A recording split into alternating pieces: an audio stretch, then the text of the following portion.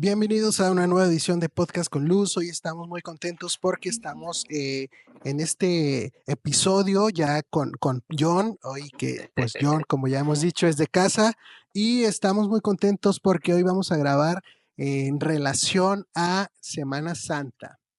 Semana Santa. John, bienvenido. ¿Cómo estás? Muy bien, Dani, gracias por invitarme nuevamente. Bien, bien, qué gusto poder estar contigo. Y vamos a hablar en específico del tema de Semana Santa, de los días santos y de un poco de esta representación que tenemos, ¿no? Todos ahora con la película que se grabó y se estrenó de Mel Gibson de La Pasión de Cristo, que es como la referencia que tenemos no sé, a esta parte de la dramatización de nuestro inconsciente ya de la película de cómo fue esta parte de Jesús, ¿no? Esta en la resurrección, la muerte y resurrección de Jesús. John, quisiera que comenzáramos hablando de la Semana Santa como su origen un poco, que pudiéramos hablar un poco cómo fue, cómo recuerdas tú, cómo tienes tú esta parte de la Semana Santa, pero como cultura o en la parte cultural. Fíjate que lo que yo puedo entender es que en cada país es diferente, ¿no? Porque cada país trae una especie de íconos particulares, estos conectados con la creencia tradicional. ¿Qué llamo yo creencia tradicional? Es aquella que te transmiten tus padres, tus abuelos y que te dicen, así es como yo lo entiendo y así es como te lo transmito.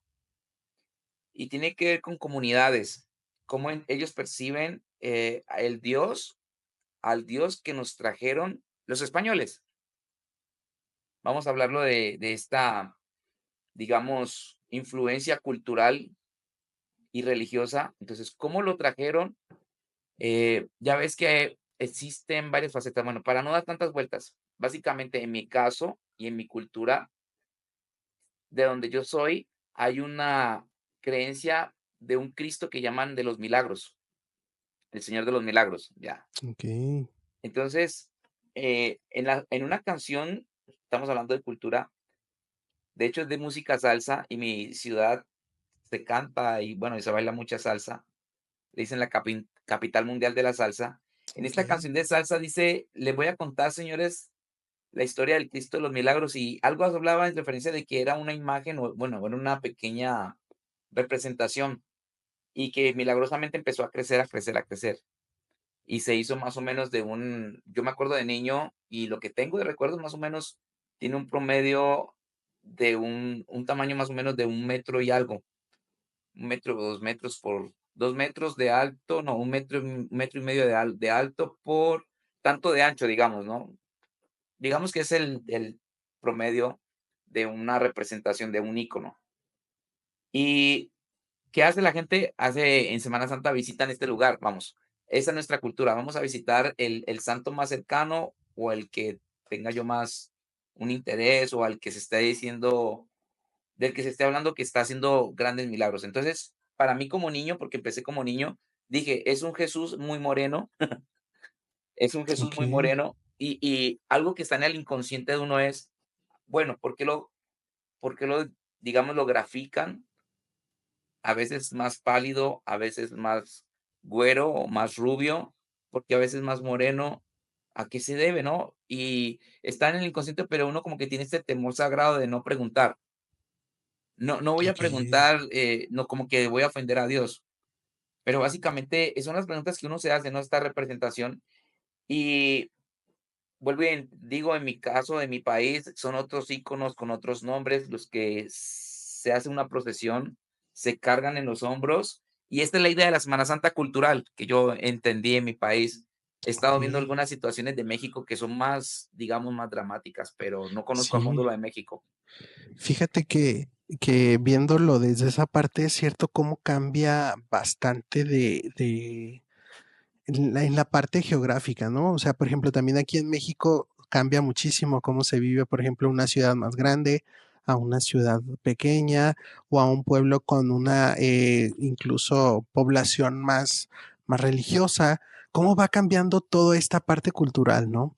Entonces, igual viéndolo desde la perspectiva, la Semana Santa comenzaría entonces con lo que se llama el Domingo de Ramos, ¿verdad? Sí, sí, es lo que, digamos, popularmente se maneja, obviamente tradicional, de forma tradicional, por supuesto, de forma religiosa. Yo te voy a decir algo, yo voy a tener como una especie de lagunas. Okey, ¿Por qué razón? Porque a pesar de que yo crecí en esta creencia tradicional, yo sentí que me defraudó.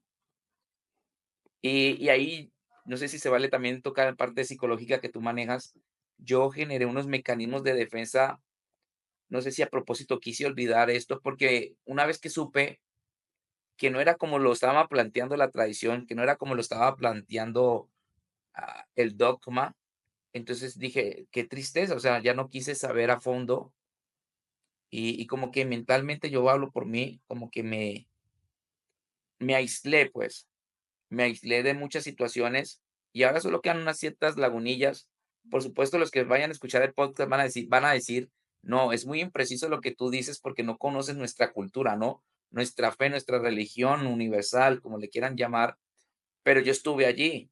Y yo les digo algo, o sea, yo creo que muchos creyentes o feligreses, como le llamen, también han de tener estas imprecisiones, han de tener esas dudas, estas situaciones. Obviamente unos van a estar más apegados que otros van a estar también desilusionados dentro de la misma contexto de fe, en la forma en que se celebra. Y, y te voy a decir, o sea, quiero pensar que comienza con Domingo de Ramos, por supuesto. Bíblicamente sí te lo puedo decir. y por ejemplo, ahí en bíblicamente, que nos puedas, hablar sobre, realmente lo que habla la Biblia de este día, del Domingo de Ramos. Fíjate que, pues estamos hablando, y cuando yo leo el caso del Evangelio, si no me equivoco, es el capítulo 10 Juan, el Domingo de Ramos se inicia, es una celebración que ocurre alrededor de la gran noticia de la resurrección de Lázaro. Es el evento después. Por supuesto, estaba profetizado, Jesús tenía que entrar en un pollino, tenía que hacer digamos, que se conoce como entrada triunfal. Y por supuesto, la gente empieza a cortar las palmas, pero ¿por qué las corta? Porque estos ramos que llamamos nosotros acá en Occidente, o palmas, como les dicen en otras partes, el por qué se está haciendo. Entonces, llegamos a un nivel en nuestra, si vamos a hablar de cultura, culturalmente hablando, llegamos a un nivel de que decimos, están santificadas estas palmas, estos ramos, ¿no? Es que vamos Okey. para que bendigan el ramo. O sea, mira cómo cambian las cosas. Ahora el ramo es el importante. El, Sí, el, sí, sí. el, esta situación como de, ¿cómo le podríamos agregar? O decir o etiquetar, estoy pensando en la palabra, como decir de elemento de buena suerte, ¿no? O sea, el elemento está bendito y me va a O sea, guardar se del mal. cambiaría al hecho de que ahora es, lo importante es el ramo, no el evento que se estaba celebrando, ¿no? Literal, te digo, o sea, la gente va y le llaman dentro de lo que yo crecí en mi comunidad, vamos a la bendición de los ramos, o sea, no vamos a alabar, a darle, como lo dice la Biblia, la bienvenida a la persona importante, a Jesús. No, vamos a que bendigan el ramo. Y ¿sabes qué? La creencia, ahora estoy recordando este cruce de esto se vuelve un sincretismo. Es como un sincretismo religioso lo que está pasando aquí. Me acuerdo que mi mamá tenía, digamos, hasta en forma de cruz, entre más tuviera alguna forma este ramo, era más santo, ¿no? Más bendito. Y en los momentos de tempestad, la idea era quemar esto para que la tempestad se calmara. Imagínate hasta dónde se deriva o se hacen estas bifurcaciones, de estas creencias. Muy bien, hicimos una pequeña pausa, una pequeña, pausa que tuvimos que hacer obligatoriamente, pero igual aquí ya estamos y regresamos. John, nos quedamos en la parte de el Domingo de Ramos. ¿Cómo viene en la Biblia y cómo podemos entrar en en ahora sí que la primera parte de esta Semana Santa, que sería como este Domingo de Ramos? ¿Qué habla la Biblia sobre el Domingo de Ramos? Fíjate que es súper emocionante el tema, cómo se trabaja, y lo podemos ver en el capítulo 12 de Juan. Él nos va a decir que este tema de los ramos ocurrió porque estaba la noticia de la resurrección de Lázaro. O sea, la gente Okey, estaba contenta y fue una manera de manifestar como su alabanza. Pero la persona okey. que estaba aquí figurando, o sea, el reconocimiento era para la persona de Jesús, pero que tristemente esto dio un giro de 180 grados en nuestra época moderna, que parece más bien un retroceso, lo que yo llamo, entre comillas, época moderna, y la gente celebra este Domingo de Ramos, pero el objeto principal es el ramo. Entonces, el ramo se convierte en este objeto milagroso y, como te explicaba, se convierte como en este tipo de suerte, ¿no? De si hay una tormenta, se quema el ramo y se calma la tormenta o la tempestad, y lo que quieran utilizarlo de ahí para adelante. Pero la persona de Jesús era lo importante, no era el ramo, no claro. eran los ramos, no eran los ramos, era Jesús. Así es, bueno, igual como dices tú, culturalmente se ha adaptado o se adaptó la importancia más a la festividad que al sentido de lo que se estaba viendo y viviendo, ¿no? Este aspecto de la cuestión profética que se estaba cumpliendo, ¿no? La profecía de Zacarías, cómo la gente quizá en ese entonces no sé si sería consciente. ¿Tú qué opinas? De realmente que se estaba cumpliendo una profecía de cómo entró Jesús en un pollino, en un burrito y no entró como se acostumbraba, ¿no? Pues, si están viendo la serie de Chosen, ahora que preguntas esto, ahí sí plantean la situación de que algunos sí eran conscientes, porque fíjate que en The Chosen, ellos van por el pollino, que no era de Sí, ellos. ajá. La persona que lo estaba cuidando, pues, vio a los discípulos que estaban desatando el pollino, ¿y qué hacen? Pues, con el pollino, ¿no?, de mi jefe. Y entonces, ellos dicen lo que les mandó a decir a Jesús. Y según The Chosen, él sí era consciente de la profecía. Dice, le dijeron más o menos la profecía, le indicaron esto, y los discípulos también eran conscientes de la profecía, y se empezó a difundir. Este hombre empezó a difundir la buena noticia de que la profecía se estaba cumpliendo. O sea, en The Chosen lo plantean así, Aquí, pero dime. aquí hay un aspecto importante que hay que recordar es que los judíos siempre han enseñado la Torá desde pequeños. Entonces, el hecho de que sean conscientes o de que estuviera ahí el conocimiento de una profecía de un Mesías, sí puede ser, ahora sí que verdadero, ¿no? Como tal cual dices, como en la película, bueno, la serie de Chosen, había alguien que sí lo tenía muy presente. Sí, sí, mira, de que ahora que tú lo dices, vamos a hablar de un concepto, tendríamos que hacer hipótesis, Claro, claro, porque no estamos en la época, no estamos allí. así Pero es. según lo que entiendo de la Biblia maneja el concepto de remanente. Siempre ha manejado el remanente, o sea, mientras que el público general está despistado, el remanente está atento a guardar los mandamientos, atento a la parte de las profecías. Entonces, no podemos decir que totalmente desconocían. No, estamos hablando de un porcentaje de un 20% y es un buen Claro. porcentaje de la población si estaban, presentes, o sea, estaban conscientes de las profecías, eso sí te puedo decir. Claro, eso estamos tocando un punto que es crucial, como en realidad mucha gente no está ahora sí que conectada con realmente la Biblia o la palabra de Dios, digámoslo así, pero hay un remanente, como dices tú, hay una parte que sí, ¿no? Sí, Y, es y, cierto. y eso es lo interesante, ¿no? En qué lado, en qué parte queremos estar? Cuando me planteaste la pregunta inicialmente, sí recordé, la situación, vuelvo y te digo, tendríamos que ver de una manera exegética a cada texto para llegar a una verdad objetiva, pero sí podemos hablar inicialmente de la situación. Me acordé de cómo los extranjeros se dan cuenta de que Jesús iba a nacer, hablando de profecías y todas esas cosas. Son unos extranjeros los que alertan a Herodes y los que alertan al pueblo sobre el tema de que van a ser el Mesías. Eso es triste, o sea, la gente, los que guardaban la profecía, los que guardaban el conocimiento de Dios, a los que les había sido entregado esto y revelado y que tenían que administrarlo, estaban despistados, o sea, por eso inicialmente yo pensé, no estaban conscientes, tuvieron que unos extranjeros activar este asunto, por una parte, pero estaba consciente María, Sí, estaba consciente la mamá de Juan el Bautista. Entonces, aquí veo esta situación, ¿no? Colocándolo en la balanza, estaba el remanente, por supuesto, y obviamente una activación. Eso fue fascinante. Sería hacer un estudio, por ejemplo, de cómo esta gente extranjera dio exactamente con el punto de van a ser en esta fecha. sí. dice que siguieron una estrella, una manifestación en el cielo. Entonces, siempre va a haber, o sea, quiero tener esta tranquilidad y obviamente, como te comenté, en la serie de Chosen han hecho cierta investigación y dicen Sí, que sí, manejan esta posibilidad de cierta conciencia y estaban esperando este Mesías. Algunos lo anhelaban de corazón, por supuesto. Si observas en Juan capítulo 4, la samaritana también estaba atenta. Sabemos que va a venir el Mesías, o sea, entonces él le dice, el que está hablando contigo es, él ujú, se revela a ella. sí, sí. Eso es. Entonces, esta parte de Jesús cumpliendo la profecía, esta parte entrando, eh, ahora sí que de una forma muy diferente, ¿no? Entrando una entrada triunfal a Jerusalén, pero, ahora sí que de una forma humilde.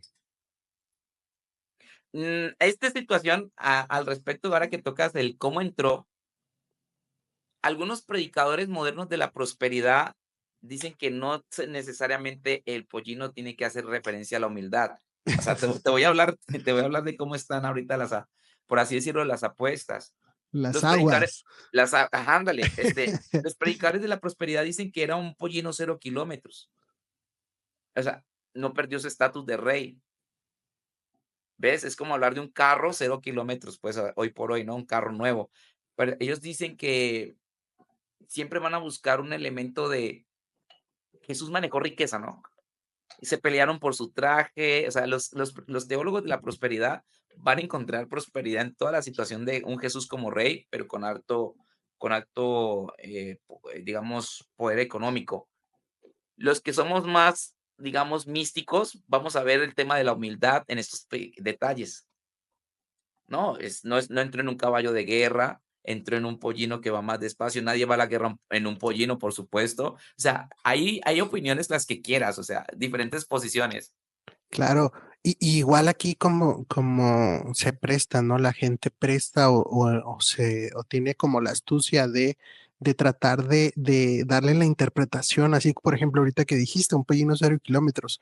Sí, a lo mejor era sin uso, era, un pollino, un burrito, nuevo, digámoslo así, en cuanto que no era trabajado, pero realmente el significado del animal era un animal humilde. Sí, sí, sí podemos hablarlo desde esa perspectiva. Y sabes que aquí estaba también tratando de encontrarlo en internet, se me ocurre de por qué él tiene que entrar de esta forma. Ujú, No sé si en algún momento, ya ves que Jesús, hijo de David, Jesús es conocido con esta linaje, ¿no? Jesús, hijo de David. Entendemos que el Mesías tenía que tener una conexión con David. sí, Ok, no sé si tú te acordarás, te la devuelvo a ti también, la pongo sobre la mesa. Y David en algún momento entró en este formato y Jesús estaba graficando o replicando este formato. Eso es lo que tendríamos que nosotros averiguar. eh, Aquí, por ejemplo, estoy buscando. A ver, por ejemplo, fue igual. Aquí coloco la pregunta: ¿la entrada triunfal de Jesús a Jerusalén fue igual a la de David? Porque me surge la curiosidad y quisiera hacer la pregunta. O sea, voy a preguntarle al internet qué tal. Y de hecho, vamos a ver qué tanto me arroja esto y podemos compartirlo aquí en el programa. Dice: Ambos entran como reyes escogidos". A ver, vamos a ver. Hay una celebración. Recuerda que cuando David, aquí está el punto, cuando David entra con el arca del pacto, hay música, danzas, gritos y júbilo. ¿Qué te parece esa parte? okey, Ándale, entonces tiene una similitud. David está portando el arca, está esta gran celebración. También hay un momento en que David derrota a Goliat y hay unos cánticos. No sé si hay este tema de las palmas, sí sé que hay mucha alegría. Jesús resucita a Lázaro y la gente está con las ramas, estos ramos, pues, celebrando este gran evento. Pero hay una cierta un paralelismo con David, por supuesto. Tenía que la gente empezar a notar los símbolos. O sea, sí cumple ciertos detalles históricos, sí cumple con ciertos rasgos del Mesías. Tenía que parecerse en cierta manera a lo que realizó David. No sé, pues ahí sería para revisarlo más a profundidad. sí, sí, sí. Igual, ayúdame si quieres, si tienes ahí para leer Zacarías 9:9. Ok, aquí lo voy a buscar. Zacarías 9:9. Estoy llegando a y dice, capítulo 9, dice de la siguiente forma: Alégrate mucho, hija de Sión, da voces de júbilo, hija de Jerusalén.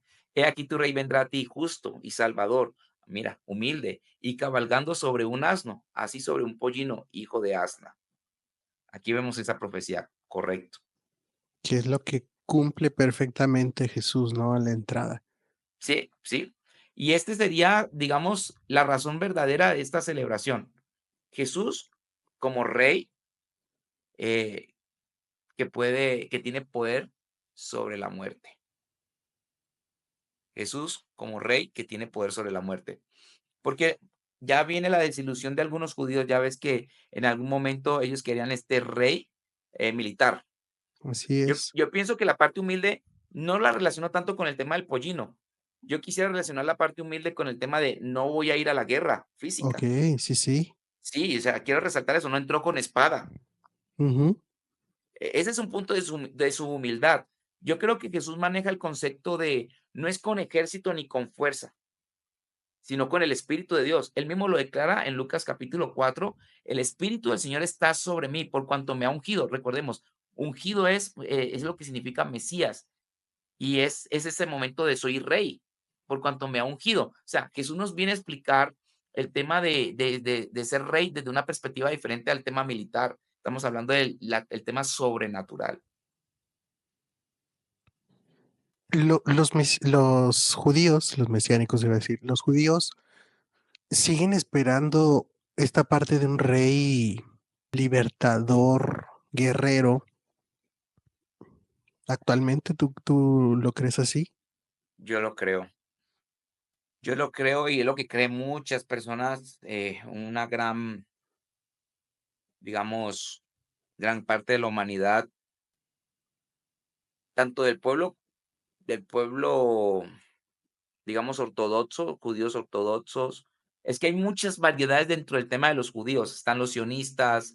Tendríamos que también podríamos dedicar un podcast entero para hablar de los tipos de judíos Sí, sí. y cómo cada uno puede influenciar o afectar el mundo actual, la sociedad. Yo le hice un pequeño, pero pequeño e insignificante seguimiento al tema de los sionistas. Ujú. Y se dice que el movimiento sionista es más un tema político que un tema de fe, por ejemplo. Okey, sí. Estos días escuchaba yo al doctor Jalife, no, creo que él es mexicano, Ujú. y él Alfredo estaba, Jalife. sí, sería bueno hasta buscar el video, lo podemos colocar, donde él cita de estos judíos no naturales, pero que sí fueron judíos conversos que integran el movimiento sionista. Y si ellos operan mal, hacen quedar mal el tema de todo lo que es la fe judía, pues. Y posiblemente estos pueden alentar el surgimiento de un Mesías político militar y a la final puedan terminar eligiendo como el representante. O sea, hay muchas situaciones que se combinan, ¿ves? Del lado de lo que estamos comentando en la cultura popular, no están viendo a Jesús, están viendo más el tema del sincretismo religioso en donde esto se convierte en un acto de buena suerte, el ramo bendecido. O sea, aquí no hay ni siquiera un Mesías en la cultura popular. ¿Por qué razón? Porque hay otros íconos más importantes que Jesús. Ojo, voy a decir algo muy delicado e importante. Y es que, ¿con qué pruebas digo esto? Por la intención con que la gente adora o la manera en que adora. ¿A quién oran?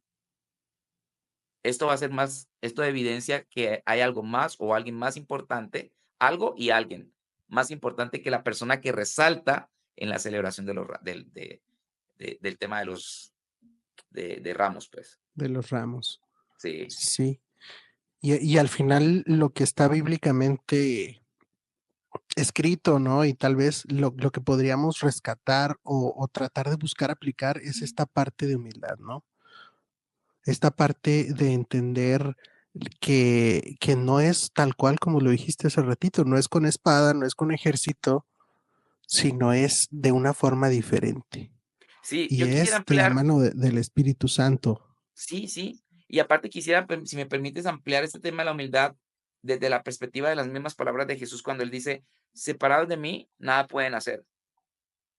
Y te digo, la cultura popular dice que es no sé si está bien dicho, corrígeme, Dani, el fetiche, ¿no?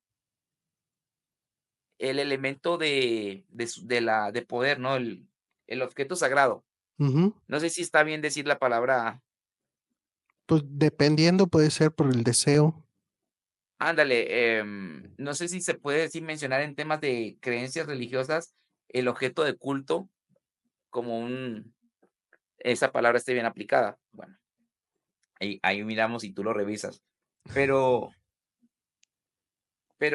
es como lo que pasó con la serpiente de bronce. La Biblia dice que fue levantada por orden de Dios para el tema de la gente que había sido mordida por estas serpientes malas, ¿no? Y andando en tiempo, luego se convirtió en un objeto de culto y tuvieron que destruirla. O sea, la gente empezó a adorar a la serpiente. Sí, sí.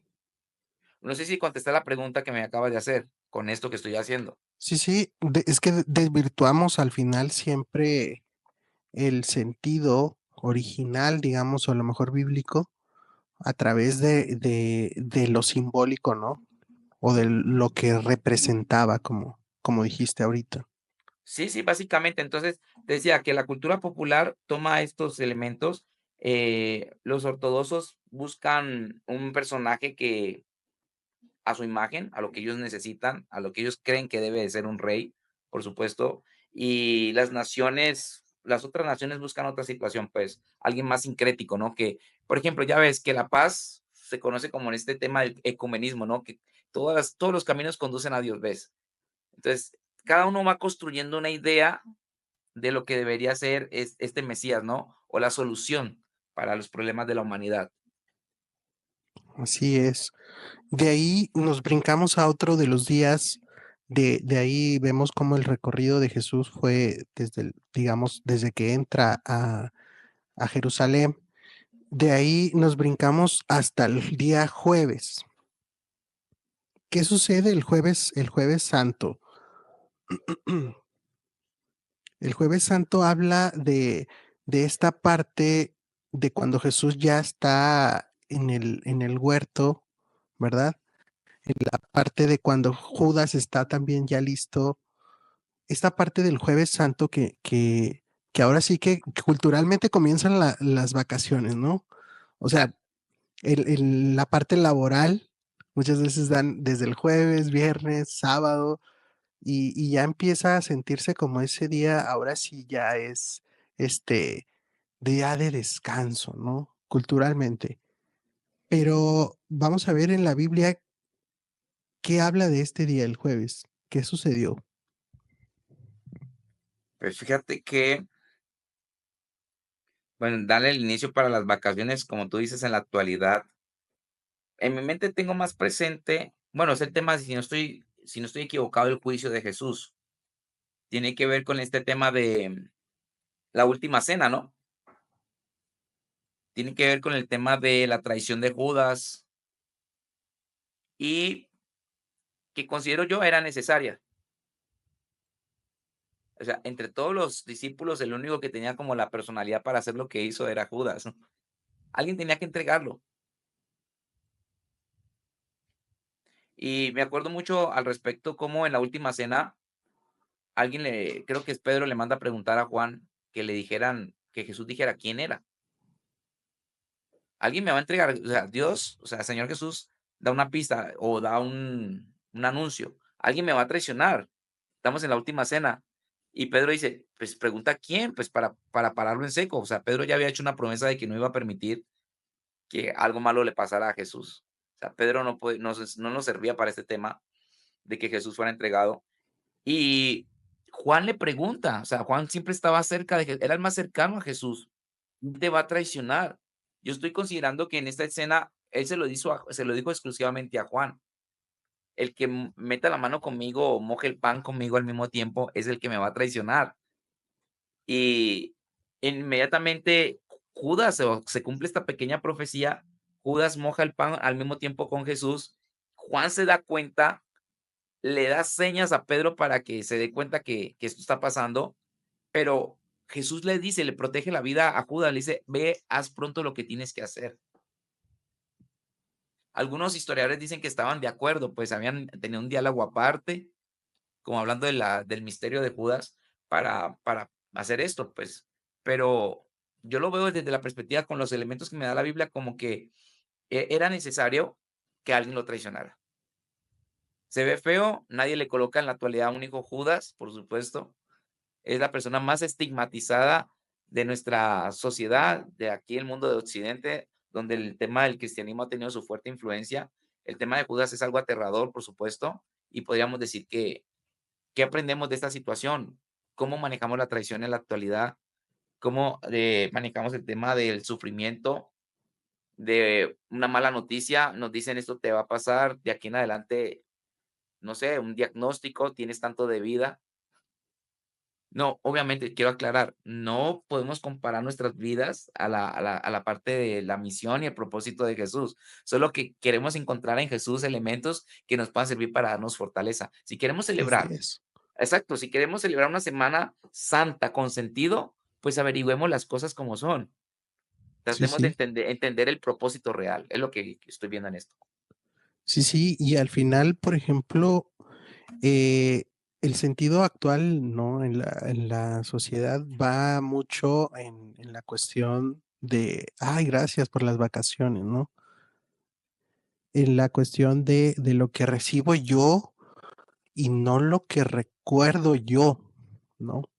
Siempre se habla del sentido de disfrutar estos días y lo voy a hacer yo en mi casa, en familia, o me voy, o hago esto desde el primer día que me den, ¿no? Muchas veces solamente laboralmente les dan que el viernes, el sábado, que el jueves todavía tienen que ir a trabajar. Algunos sí les dan los 3 días completos. ¿Y, y dónde lo estamos colocando, no? Solamente como una cuestión de beneficio personal o una cuestión de realmente recordar o utilizarla para un propósito espiritual, digámoslo así. Fíjate que ahí la situación, uno puede hacer este tema de la generalización. Hay una tendencia. Y podríamos caer en esta parte de, es la mayoría, es eso lo que está sucediendo porque es la mayoría, pero sí también recuerdo en mi infancia que esa época sí me hacía reflexionar. O sea, a pesar de que me llamaban a mí como niño de vacaciones, mi papá aprovechaba, con todo eso yo me acordaba de, hay gente que hace este tema de visitar, vuelvo y te digo, los íconos, las estatuas, y tomémoslo como elemento pedagógico, ¿verdad? Si es como un elemento pedagógico, si reflexionas, tú vas viendo en estas, digamos, capillas, estas imágenes de el Vía Crucis, que es un tema que la gente también en Semana Santa estaba pendiente del Vía Crucis. Y si tú ves las representaciones, a mí, por ejemplo, me llamaba mucho la atención de cómo él iba cargando la cruz, lo representaban en estas pequeñas, digamos, figuritas de arcilla. Le estoy hablando de una manera tierna, como por decir algo, pues para que nadie Sí, sí, se moleste, porque yo lo vi así, así lo vi, y si hace una influencia en tu vida, que no hay una claridad, eso es una gran verdad. Que después de como adulto esperaba la Semana Santa para irme de vacaciones y solo me importaba eso, claro que sí. Que habían creencias, que si la gente bañaba en el Viernes Santo o el jueves, se convertían la mitad en pescado, esas cosas se manejaron, la creencia popular, el mito, por supuesto, eso está a la orden del día, nos asustaban para que no fuéramos a vacacionar sencillamente, sino que tratáramos de aterrizar. Pero el tema del temor, okey. usar el miedo para conducirnos a Dios tampoco es algo que sea, digamos, productivo, ¿no? Sí, sí. Y fíjate, esa cuestión se me hizo bien curiosa que era Ujú. el de que te convertías en pescado. La cuestión es eso, también muchas veces se usa esa parte, como de asustar, ¿no? Y realmente no, más bien sería de reflexionar, de recordar, ¿no? Esta parte de empezar a recordar en estos días que tal vez muchos tienen a lo mejor más tiempo. Entonces, si tengo más tiempo, pues tengo más tiempo para poder reflexionar realmente en esta parte de Jesús.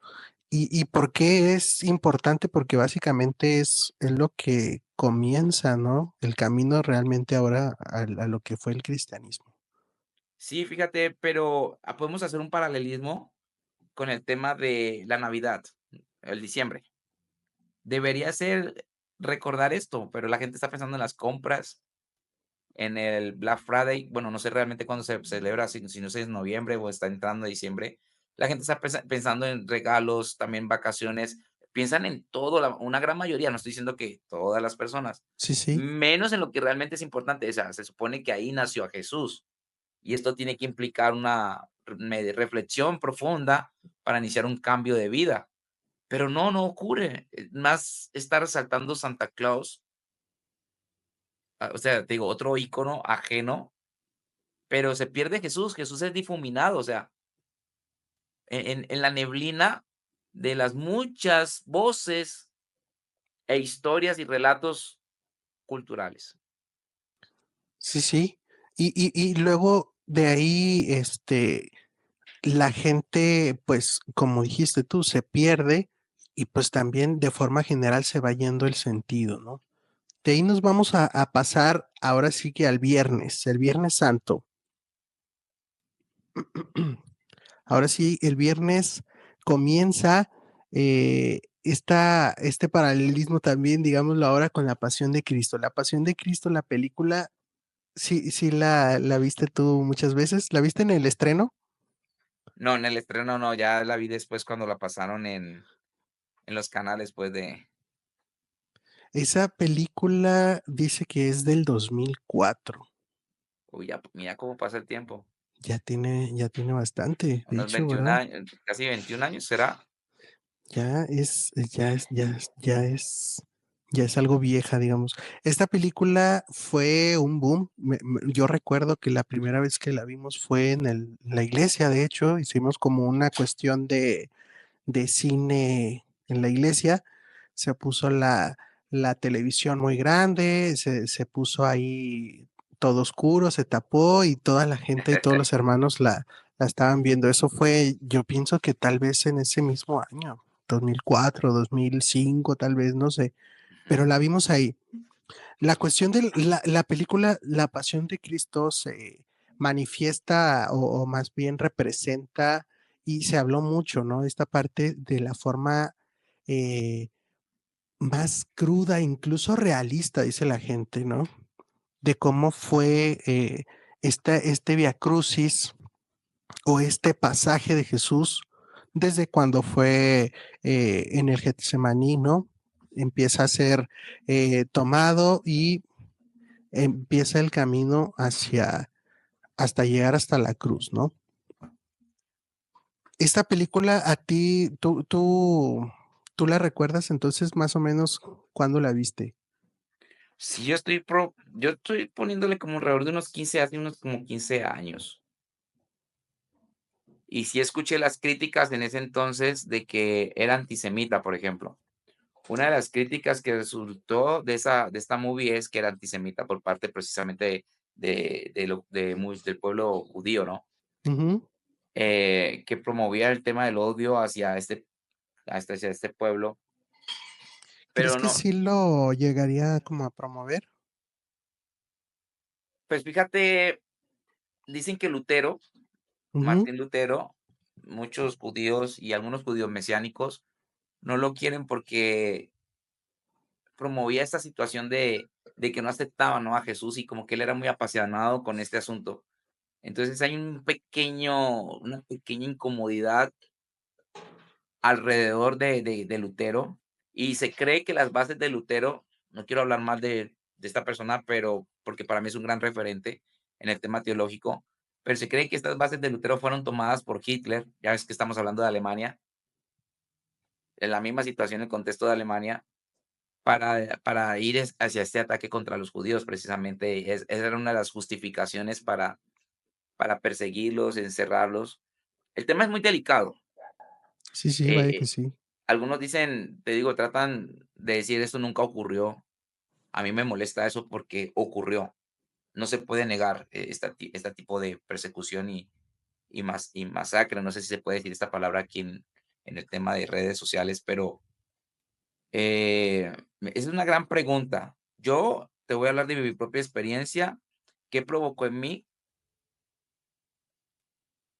el tema del esfuerzo o la actitud de Jesús para salvarnos. O sea, yo pensé en esto, ¿cuánto dolor cargaste para salvarnos? Porque en resumidas cuentas no fueron los judíos los que infligieron el dolor, fueron los Exacto. romanos, o sea, fueron muy despiadados. Estamos hablando de soldados carniceros, Sí, sí, expertos en tortura. en tortura, claro. O sea, estamos hablando de un imperio que, a ver, ellos hablaban de un concepto, vamos a pacificar tal comunidad, ¿no? El concepto pacificar era implantar una situación de terrorismo Ujú. para hacerse respetar como imperio, notar y mantener su orden. Entonces, obviamente, expertos en todo tipo de torturas, son ellos los que infligen el dolor. Entonces, yo no puedo decir que en sí fueron los judíos. Los judíos lo entregan, por supuesto, pero no los judíos en general, la élite. Tenemos que hacer aclaraciones para que no se promueva este tema del antisemitismo, y creo que Mel Gibson está tratando de mostrar esto, o sea, cómo la élite, la parte del liderazgo es el que está mal, básicamente eso. O sea, yo siempre voy a ver qué aplicación política puede tener la situación de del viernes, de este tema de la entrega de Jesús y su sufrimiento, pues. Sí, a ti, a nivel producto, ¿te gustó la película a nivel guión? Porque se habla mucho de que sí retrató a nivel visual esta parte, ¿no? De la tortura y el golpe. Pero a nivel, ¿crees que también está bien fundamentada en la Biblia esta película? Bueno, a nivel cinematográfico, recibió ciertas críticas porque habían muchos silencios, ¿no? Ujú, Hay muchos silencios y hay un fondo musical, digamos, pero yo veo que Mel Gibson trata de ser muy visual. No solamente ya sabe que conocen la gente la historia, ujú. pero él dice: "No conocen los gestos". Sí, sí, tal Entonces, cual. Mel Gibson se esfuerza por mostrar los gestos. Por ejemplo, la amistad que tenía, o sea, su trato con María, es muy bonito.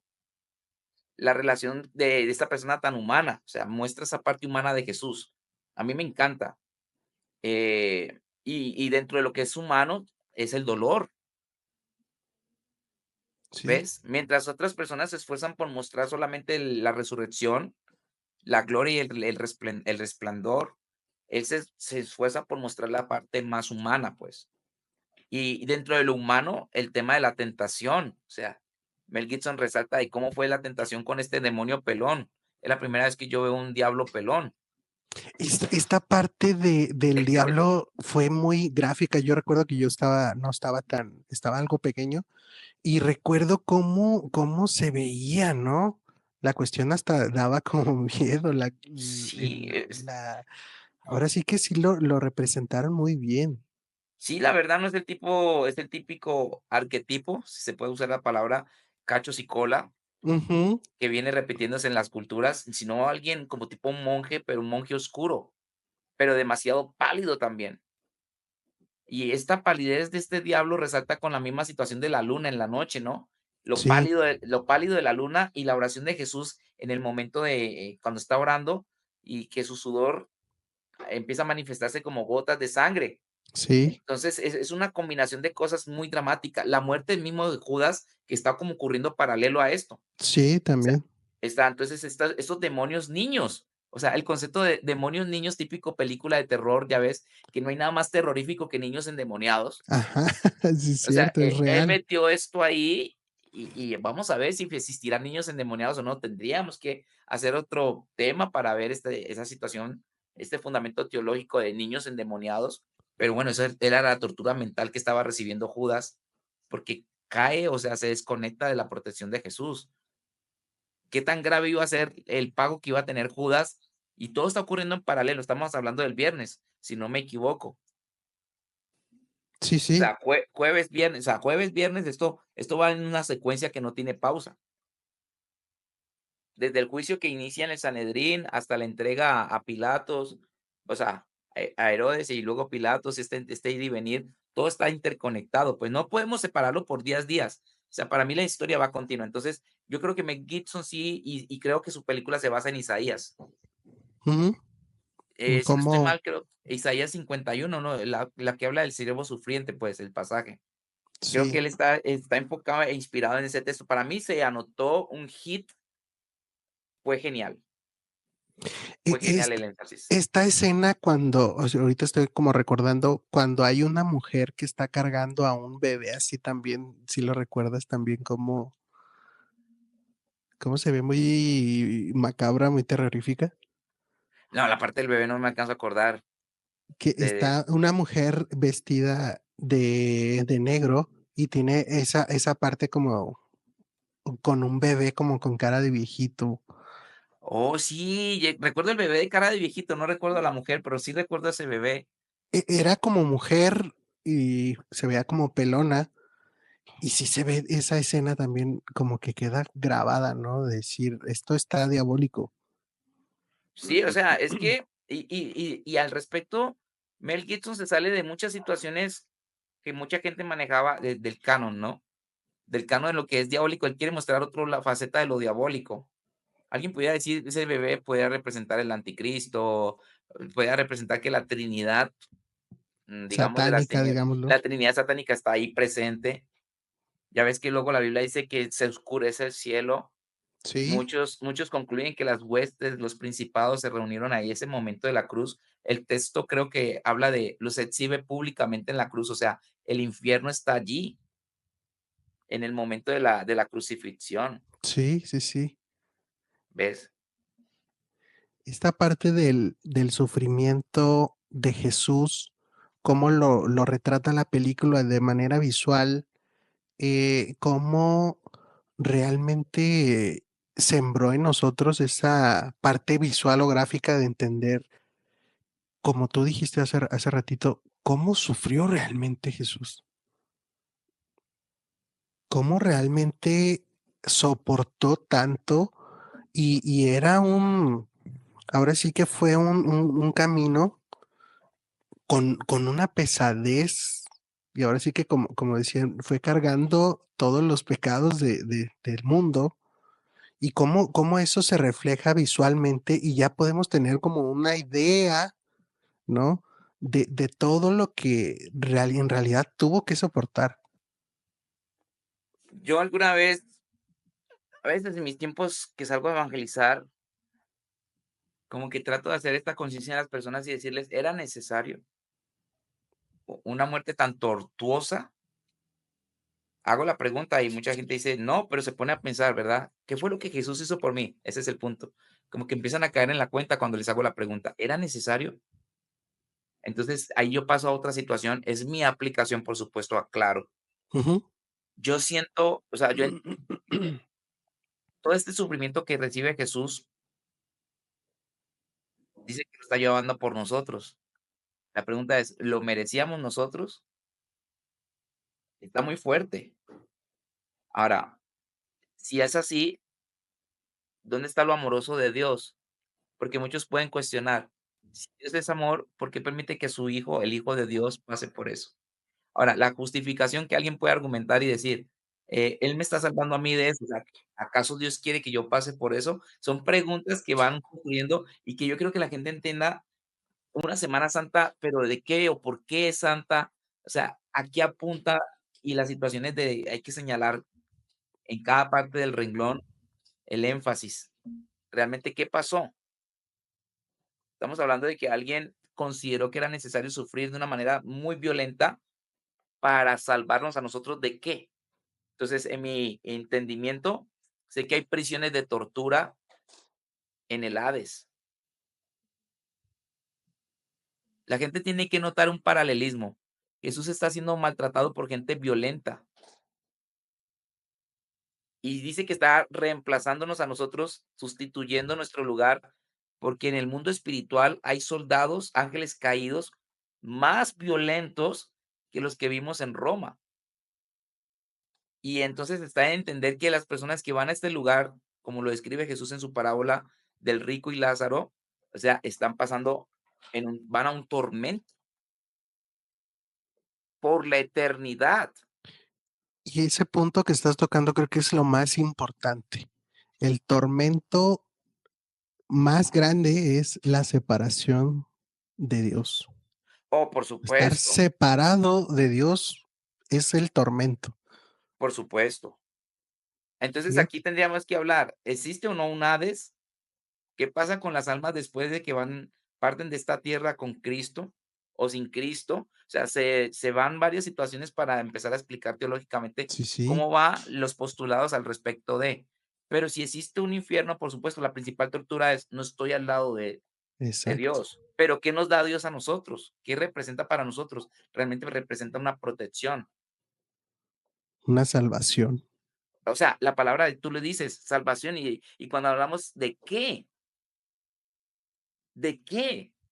De nosotros mismos, de nuestras propias decisiones, pero hay unas consecuencias de nuestras decisiones. ¿Hacia dónde nos llevan?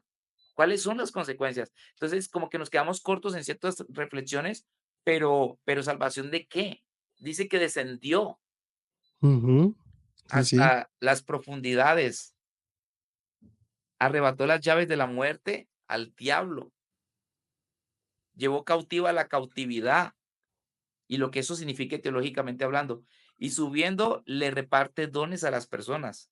Estamos hablando de estos poderes de palabra de ciencia, los dones espirituales, y todas estas cosas. Entonces, hay una situación espiritual ahí muy fuerte. Pues, una de las palabras que aparece en teología es redime, o sea, nos Ujú. redimió, o sea, nos compró, pertenecíamos a otro ser, nos compra con su sangre. O sea, él dice: hagan conmigo lo que les iban a hacer, a ellos". ¿Quién iba a hacer esta tortura? ¿Quién iba a aplicar todo este sufrimiento y esta destrucción? Entonces, en la ecuación se nos hace necesario, aunque no querramos, hablar de el diablo. Así es. No sé qué tan en cuenta las personas tengan en la cultura popular el tema del diablo. Todos están enfatizados en Jesús, su dolor, pero ese es un punto, la gente no sabe qué pasó en el mundo espiritual. Ahora que estamos hablando del tema, caigo en la cuenta que la gente no sabe qué pasó en el mundo espiritual. ¿Qué pasó con los ángeles caídos? ¿Qué pasaba con los demonios? Si lo leemos, cuando Jesús en vida en su ministerio expulsó a muchos demonios. Sí.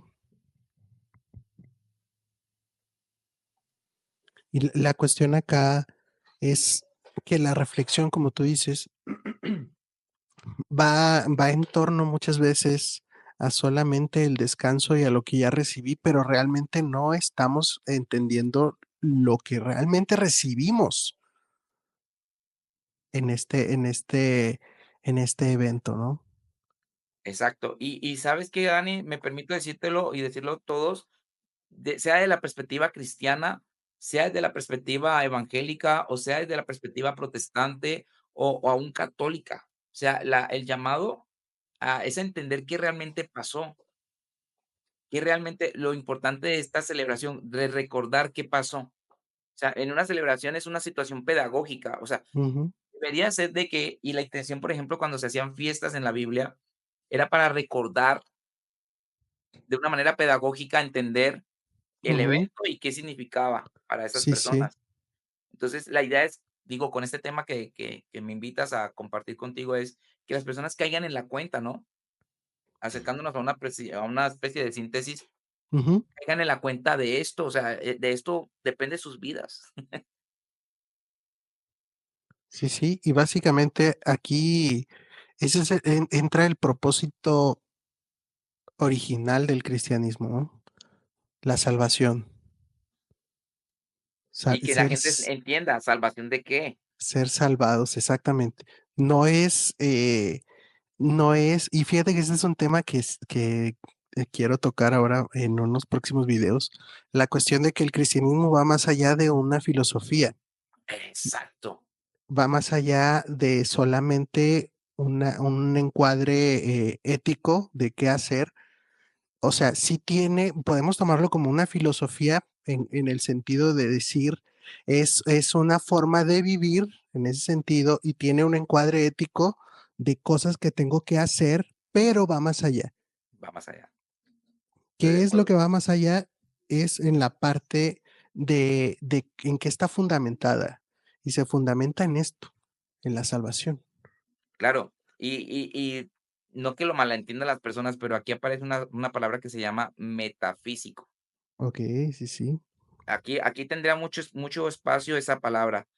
Mm, Entonces, el tema es, como dice el apóstol Pablo, el hombre natural no entiende las cosas espirituales en su lenguaje, ¿no? Como lo traducen al español el texto. Pero podríamos decir, el hombre natural no entiende el tema metafísico, que es lo mismo que hablar de algo que va más allá de esta realidad, de esta dimensión, sino que las cosas espirituales se han de discernir espiritualmente. Es allá, es ir invitado a esa parte. Mucha gente rechaza este mensaje, no tiene en cuenta la celebración porque creen que no hay una razón de ser. Solo se queda ahí, solo fue un evento histórico, es un evento, es un mito para otros, pero tiene una situación de carácter metafísico, sigue sí, usando esta sí. palabra. No con que la gente malentiende de metafísica hoy por hoy, no esa metafísica, sino que es un evento que tiene que ver con lo espiritual y lo trascendental. Y ahí va, está relacionado realmente la metafísica es esa parte de la realidad, ¿no? Los fundamentos de una realidad o una existencia. Y aquí trasciende, porque el cristianismo su base es en esta parte, en la Sí, parte de la salvación, salvación, ser, sí. ser salvos. Y para ser salvos va a haber un encuadre ético, una serie de pasos éticos de forma de vivir que yo tengo que ahora sí que cumplir una forma de vida, pero va más allá de ser bueno, de más allá de ser así, de ser asá, sino de entender la salvación, de creer en Jesús para poder ser salvo, ¿no? Claro, y ahora que mencionas estas 2 palabras, existe, de hecho, materias como ética cristiana, moral cristiana, sí me acuerdo de esas, libros enteros de esa temática. Que al final el sentido va más allá, ¿no? ¿Para Sí, qué o voy a sea, hacer esta es parte si realmente no estoy creyendo en esta parte de la salvación? exacto.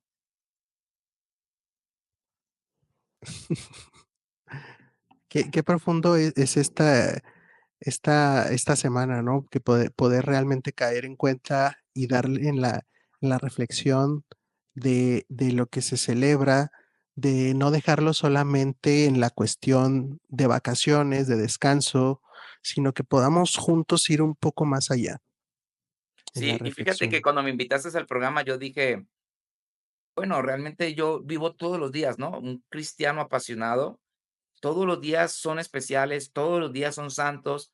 Me había, digamos, desprendido de un tiempo particular, porque para mí es necesario que todos los días sean especiales con Dios, todos los días sean de recordar, de celebrar.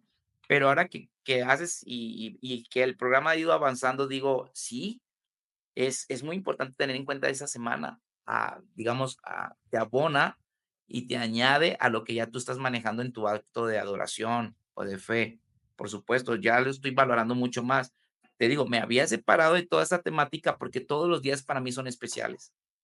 Todos los días vivo de la mano con Dios para hacer misericordia, para hacer justicia, para conducirme correctamente con su ayuda, por supuesto, pero ahora lo valoro mucho. Sé que hay personas que solo esta semana es especial, se supone que ahí se define todo, pues vamos a tener la oportunidad de aprovechar para hablar del tema como lo estamos haciendo, es lo que ha pasado aquí, y ahora sí, pues, entender el significado, darle un sentido. Sí, sí, y ese sentido también aprovechar que tal vez mucha gente pueda estar incluso con un poco más de apertura, ¿no? La cuestión de a lo mejor como tengo más tiempo, pues puedo tener más apertura, más disponibilidad para poder escuchar y incluso acercarme un poco más a Dios, ¿no? Y eso también puede ser algo que nosotros podemos aprovechar, ¿no? El hecho de decir, pues bueno, voy a compartir a lo mejor un poco más en estos días porque tal vez haya más oídos dispuestos a escuchar un mensaje. Sí, sí, me gustó, la verdad, me gustó el plan.